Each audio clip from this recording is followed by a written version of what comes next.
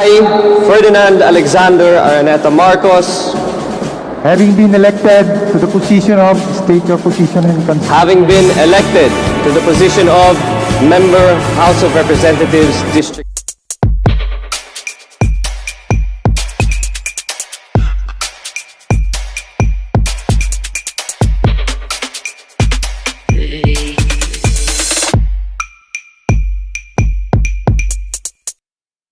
District 1, Province of Ilocos Norte, Do hereby solemnly swear do hereby solemnly swear that I will well and faithfully discharge that I will well and faithfully discharge to the best of my ability to the best of my ability the duties of my present position, the duties of my present position, and of all others I may hereafter hold and of all others I may hereafter hold under the Republic of the Philippines. under the Republic of the Philippines. That I will support and defend the Constitution of the Philippines. That I will support and defend the Constitution of the Philippines. That I will bear true faith and allegiance to the same. That I will bear true faith and allegiance to the same. That I will obey the laws, That I will obey the laws, legal orders, and decrees legal orders, and decrees promulgated by the duly constituted authorities of the Republic of the Philippines. promulgated by the duly constituted authorities of the Republic of the Philippines. And that I impose this obligation upon myself And that I impose this obligation upon myself voluntarily without mental reservation or purpose of evasion. voluntarily without mental reservation or purpose of evasion. So help me God. So help me God. Congratulations, sir.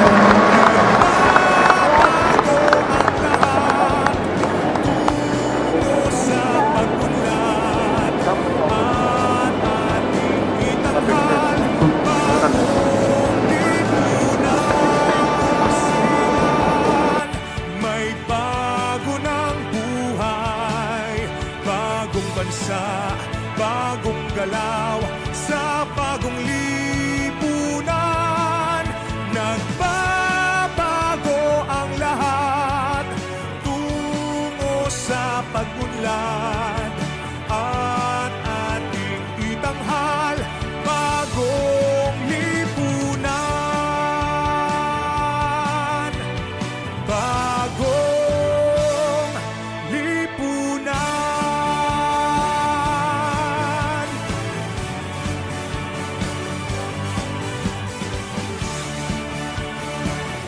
Ferdinand Alexander Sandro Araneta Marcos.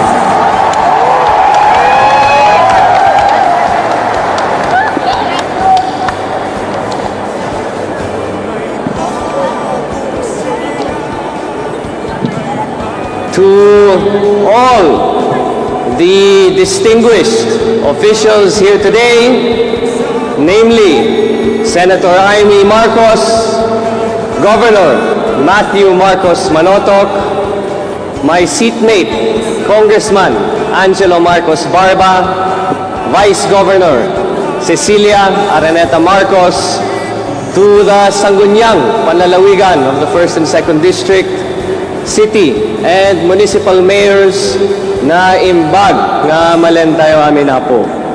I stand before you a humble and grateful man, so I would like to start my speech with a message of thanks. Thank you first to my family, whom could not make it today due to impending preparations for a certain presidential inauguration in 3 days' time. But I would like to thank them for their unwavering support, unwavering guidance, and constant push that they gave me throughout the campaign. Secondly, to my political fairy godmother, si Ma'am Senadora Jaime Marcos, whom without you I probably would not be here. So I have unending thanks and gratitude to you, Ma'am. And of course, to my political kuya, Governor Matthew Marcos Manotoc, thank you, sir, for all the help you have given me, for all the guidance you have provided. And of course, to Vice Governor Cecilia Araneta Marcos, to Congressman Angelo Marcos Barba, and to all the mayors, vice mayors, barangay kapitans, and numerous officials who assisted me in the campaign. I will be forever indebted to everything that you have done. I must admit to all of you that the night before Election Day was a night filled with no sleep, lots of stress, lots of nervousness, and certainly a lot of anxiety. Naalala to ni Gov, pero nung madaling araw na, tinawagan ko siya at sinabi ko, tama ba yung desisyon ko na tumakbo bilang diputado ito ng distrito? Tama ba na ito ang naging desisyon namin? Pero po, nung dumarating na ang resulta, that nervousness became one of pride and one of joy. Not only because I was able to garner 105,000 votes, but because I became the first Marcos to run in the 1st District of Ilocos Norte and emerge victorious. But me becoming congressman of the 1st District means that we must now tackle the problems that face us not only in Ilocos Norte but in the entire country. We face an economy that is ridden with rising prices, inflation, higher gas prices due to a war which we cannot control. But despite this tall order, I promise all of you here, to all my kakailian, that as your 1st District representative, I will bring pride to Ilocos Norte within the House of Representatives. I have made sure that despite not officially taking office, that we have to hit the ground running. I am sure, and I'm sure it has to be said, that despite being the congressman of the 1st District, also being the soon-to-be presidential son, is not without its tall expectations and big demands. So I have met with the necessary agencies to make sure that once I assume office, that we will hit the ground running and that we have numerous projects in place. I have made sure with whatever budget is left for this year that we have programs that we can implement, namely the installation of certain infrastructure projects such as solar lights in the bypass road of Lawag City and in the most dimly lit areas of the 1st District of Ilocos Norte.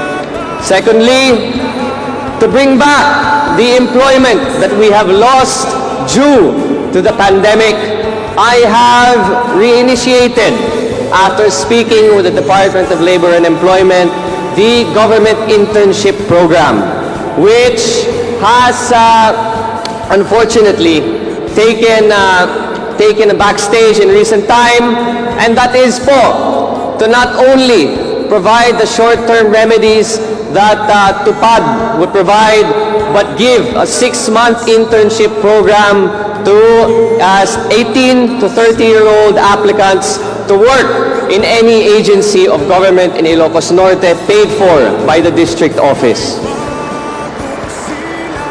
These are part of many of the plans and programs that we all have in order to address these issues.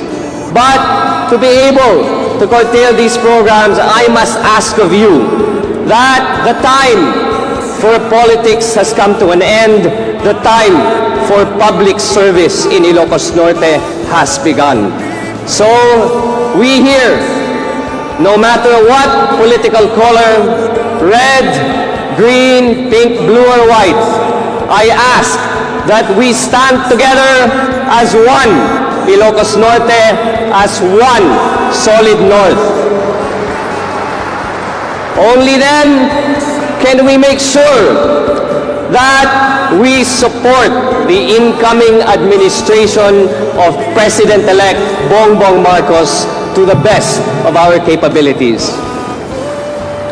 Alam niyo po, nung nag-usap kami ng aking tatay at sinabi ko po na nanenervyos talaga ako na tumakbo sa unang distrito. Sinabi niya po sa akin, alam niyo Sandro, nung nakaraan po at pumunta kami sa Hawaii, nung lahat po ng tao ay hindi na lumalapit sa akin, ang mga tao lang na tumulong sa amin ay ang mga Ilocano. Kaya po, ang sinasabi ko ngayon, kailangan lahat po kayo rito ay naging kasama namin sa kahirapan. Dapat na dapat magkasama rin tayo sa tagumpay. Kaya po, I am hoping that from this day forward, we bring forth that message of unity, not just as a campaign message, not just as a campaign slogan, but that we live by it over the next 6